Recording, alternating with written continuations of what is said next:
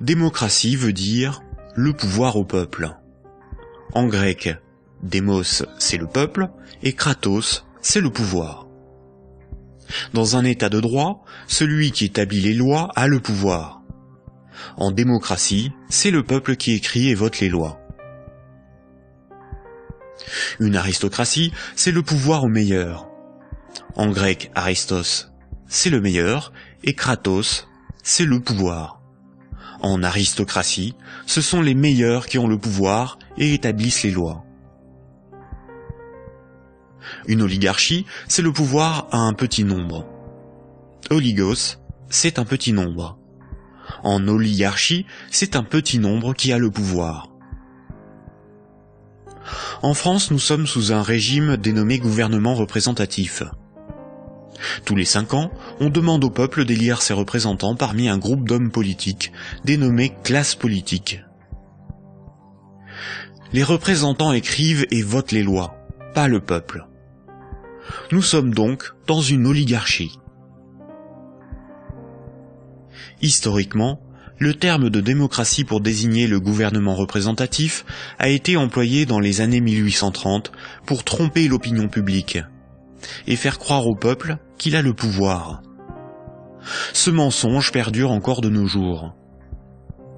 Si nous étions en démocratie, nous voterions nous-mêmes les lois, par des votations ou des référendums, et nous pourrions aussi en écrire, en proposer.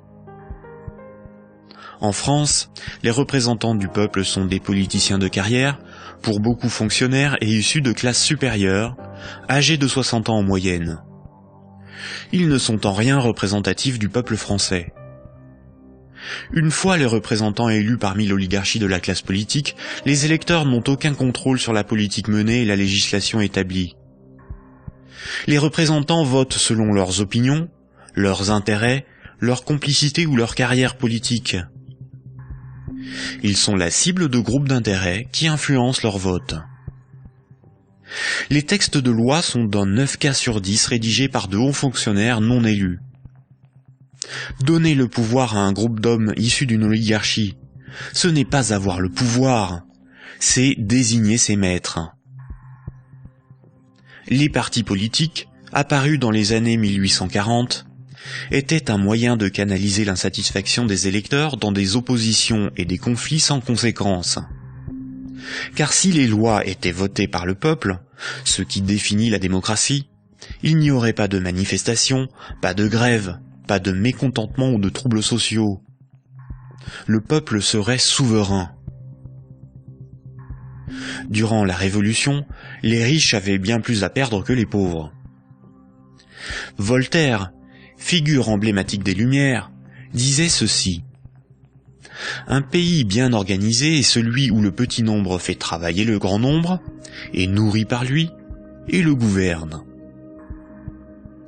Si le pouvoir était donné au peuple, il aurait défendu ses intérêts propres au détriment de la minorité des riches, des notables et des banquiers. Écoutons le philosophe Alain Badiou parler de la démocratie actuelle. Alain Badiou, c'est ce que nous avons trouvé de moins mauvais pour choisir nos dirigeants. Oh, la théorie du moins mauvais, ça, vous savez, la théorie du moins mauvais ne peut pas impressionner le philosophe que je suis. Elle a beaucoup servi pour justifier le pire, le moins pire par rapport au plus pire, par exemple. C'est Churchill qui a inventé cette histoire, qui a consisté à dire que la démocratie, c'était le pire de tous les régimes, à l'exception de tous les autres. Il avait raison? Eh ben non, il n'avait pas forcément raison. Pourquoi aurait-il eu raison? Parce que si la démocratie, on peut vivre. Mais il se peut que le meilleur régime politique soit à venir, qu'il dépende d'une invention de l'humanité. Après tout, vous savez, pendant des millénaires, ce à quoi nous assistions, c'était à des théocraties, à des régimes extraordinairement tyranniques et oppressifs. Ils ont duré bien plus longtemps que votre démocratie, bien plus longtemps. Donc cette démocratie, c'est peut-être tout simplement une sorte de petit intervalle dans l'histoire. Surtout que elle ne marche que là où le capitalisme est déchaîné. Ça, c'est un fait. Le régime parlementaire démocratique, je le constate, c'est un fait, il n'existe comme régime installé, consensuel, conséquent, que là où l'économie capitaliste s'est développée. Et quand l'économie capitaliste commence à flancher, ce type de représentation politique se sent aussi un peu malade. C'est là c'est là où on en vient au cœur de votre pensée. Un tout petit moment d'explication. Vous êtes, Alain Badiou, un de ceux qui avait revendiqué le mot communisme, alors même que les régimes communistes ou étiquetés communistes étaient effondrés. Vous aspirez à un régime politique qui serait placé sous le signe de l'égalité. Tout votre livre, toute la République de Platon, tourne autour de cette idée. La cité idéale, c'est la cité de l'égalité, la cité de l'idée juste, donc du communisme. Et quand vous nous dites, pour moi, le capitalisme, c'est l'équivalent de la démocratie, là est la racine de votre rejet de la démocratie, je ne vous trahis pas. De cette démocratie-là, parce que je n'accepterai pas de dire que je rejette la démocratie. Vous avez parlé tout à l'heure d'une illusion démocratique, mais la démocratie que nous connaissons aujourd'hui, c'est elle qui est l'illusion démocratique. Parce que personne, dans le débat politique français ou étranger, dans les pays démocratiques, ne veut abolir le capitalisme, c'est ça le sujet. C'est pas exactement ça, c'est un petit peu plus précis. C'est parce que les différents gestionnaires possibles de notre société sont des gens qui, de toute façon, admettent pour l'essentiel l'ordre établi. Ça, il faut en convenir. D'ailleurs, s'ils n'admettaient pas les uns et les autres l'ordre établi, ils n'accepteraient pas de se succéder comme ils le font. Il faut bien que tel candidat ne soit pas extraordinairement différent de tel autre pour qu'il puisse alterner le mouvement des affaires restant à peu près le même, après tout. Donc il y a un consensus fondamental qui fonde ce que vous appelez, vous, la démocratie, qui est une démocratie tout à fait normée, tout à fait particulière, et qui repose sur des acceptations fondamentales premières. Voilà. Et donc je soutiens que nous ne vivons pas du tout dans la démocratie. Nous vivons en réalité en oligarchie. Voilà. Nous sommes dominés par une oligarchie financière, politique et médiatique. Tout le monde le sait d'ailleurs. Tout le monde voit parfaitement qu'il faut absolument maintenir ce système pour maintenir le système politique lui-même. Qui gouverne dans la cité juste, dans la cité idéale? Eh bien, qui gouverne normalement dans la cité juste, dans la cité idéale, c'est précisément tout le monde. C'est la démocratie véritable. C'est-à-dire qu'il n'y a pas d'État séparé de l'ensemble des gens. Voilà. C'est ça la cité idéale. La cité idéale, c'est la grande idée communiste de Marx lui-même, qui est un peu oubliée, mais que je voudrais rappeler, c'est le dépérissement de l'État. C'est l'idée que l'existence d'une machine d'État oppressive, séparée, qui doit être perpétuellement validée par des élections, etc., c'est une affaire vieillie, c'est une affaire qu'il faut dépasser absolument, au nom de ce que Marx lui-même appelait un régime d'association. La capacité, pour tout le monde, de s'occuper de ses propres affaires. Ce qui est intéressant, et c'est là où, quand vous parliez de l'idée de Marx et de l'idée de l'association, vous êtes un fervent admirateur de ce qu'on a appelé les révolutions arabes, fervent admirateur également de ce qu'on a appelé le mouvement des indignés. Et ce qui est très intéressant, c'est que votre critique sur les révolutions arabes commence au moment où elle se transforme en processus démocratique électoral avec des élections. Oh ben c'est pas ma critique à moi, c'est d'abord la critique de tous ceux qui ont participé au mouvement dans les pays arabes. Ils ont été légèrement surpris et déconcertés par le résultat des élections. Mais le principe même des élections... Comme moi je l'ai été en mai 68. Eux aussi ils disent élections piège à con maintenant, maintenant qu'ils ont les partis islamistes dits modérés sur le dos.